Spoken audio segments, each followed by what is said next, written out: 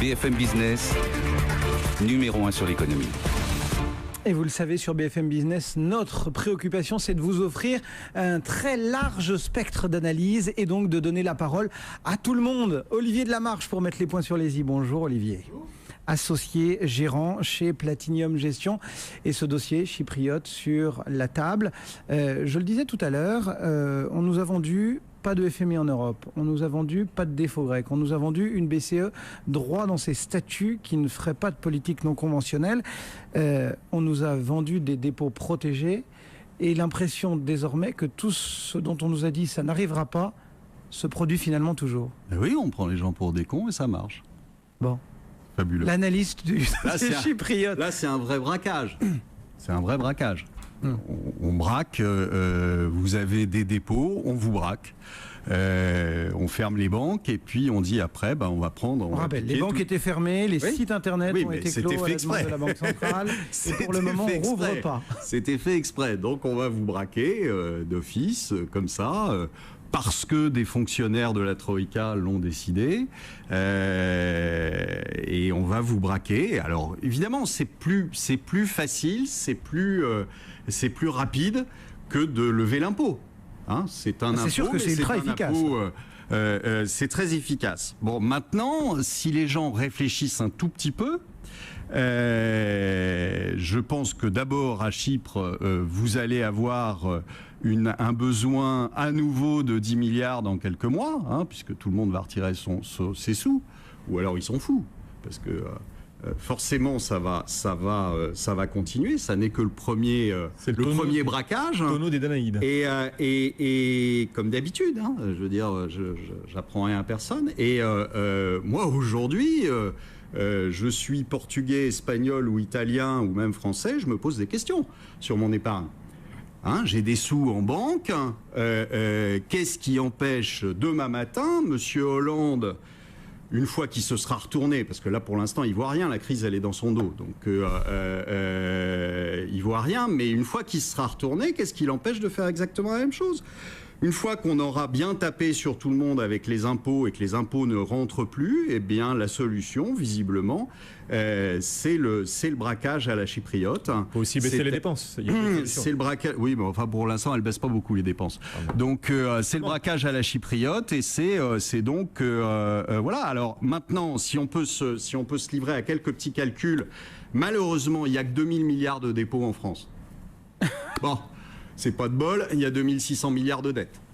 Hein, 136% selon les calculs de Morgan. Le Japon qui a fortement rebondi ce matin, le Japon, il y a 8000 milliards de dépôts.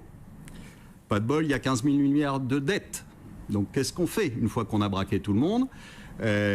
Faut bien trouver encore 7000 milliards. Pas la peine de braquer, ils émettent et de la Portugal, vous avez une dette de 260 milliards et vous avez 160 milliards de dépôts.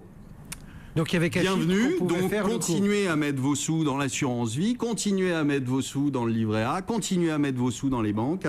Ça va bien se passer. Non mais on peut pas appliquer le cas chypriote à l'ensemble. Ah mais oui, mais c'est ce qu'on disait à chaque fois. Attendez. On peut pas appliquer le cas grec aux autres, on peut pas appliquer le cas espagnol aux autres, on peut pas. Sauf que comme le dit Cédric, à chaque fois, on dit non, ça ne peut pas arriver, sauf que ça arrive. Et à chaque fois, on dit ah ben oui, mais comme le précédent intervenant, on dit ah mais oui, mais à condition exceptionnelle, mesure exceptionnelle. Alors bientôt, on va, pourquoi pas, tout peut justifier dans ce cas-là. Tout peut se justifier. On peut tout fantasmer. Mais on peut tout fantasmer. Il n'y a pas beaucoup de fantasmes dans cette histoire. C'est les seuls fantasmes qu'il y ait, c'est que les gens n'aient pas peur, que les gens continuent à se faire tondre, que les gens continuent à investir dans des marchés actions alors qu'ils vont se faire rincer à l'évidence. Mais la seule chose, c'est que, en effet, c'est un scénario possible, pas impossible. Pas impossible.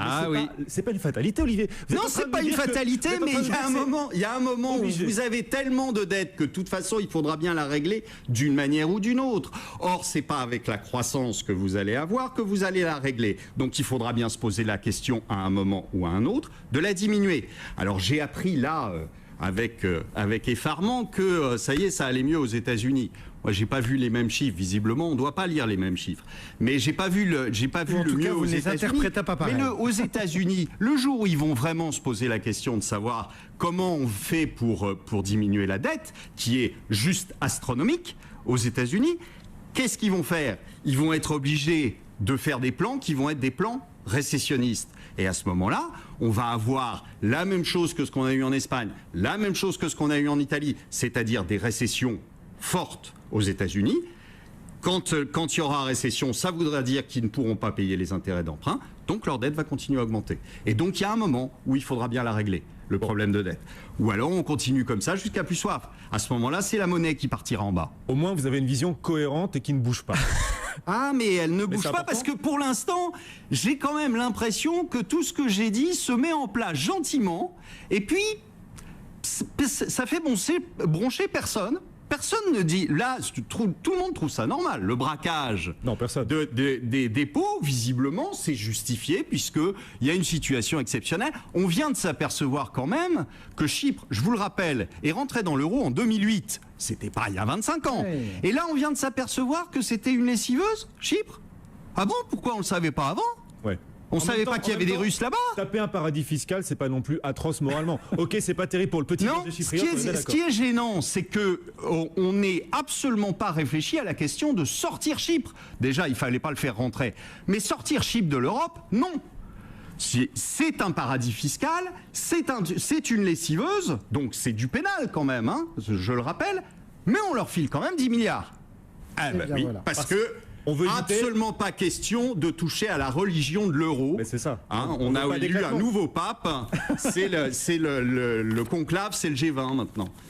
Le franc-parler d'Olivier de Lamarche, vous n'êtes pas déçu, vous êtes sur BFM Business. Merci Olivier, associé gérant chez Platinium Gestion. Allez, le CAC 40 recule tout.